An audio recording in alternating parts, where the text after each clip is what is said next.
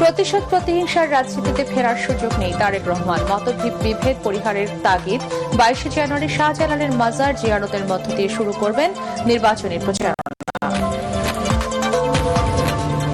আপিলে প্রার্থীতা ফিরে পেলেন জামাতের আজাদ। স্বতন্ত্র প্রার্থী তাসনিম জারা সহ 52 জন, 15টি বাতিল। পাবনা 1 ও 2 আসনে নির্বাচন স্থগিত।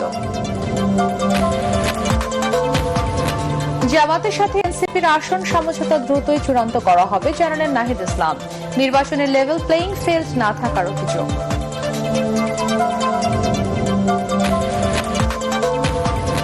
ভারতীয় আধিপত্য থেকে মানুষকে মুক্তি দিয়েছে অন্তর্বর্তী সরকার, মন্তব্য উপদেষ্টা আসিফ নজরুলের।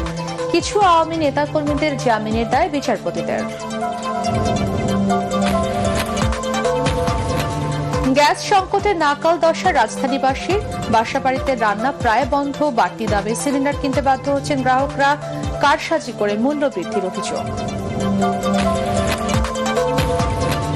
এবং দেশি বিদেশি ঋণের ফাঁদে পড়তে যাচ্ছে বাংলাদেশ, আশঙ্কা সিপিডির। ভঙ্গুর ব্যাংকিং ব্যবস্থা ও বিনিয়োগ ঘাটতি নতুন সরকারের জন্য বড় চ্যালেঞ্জ।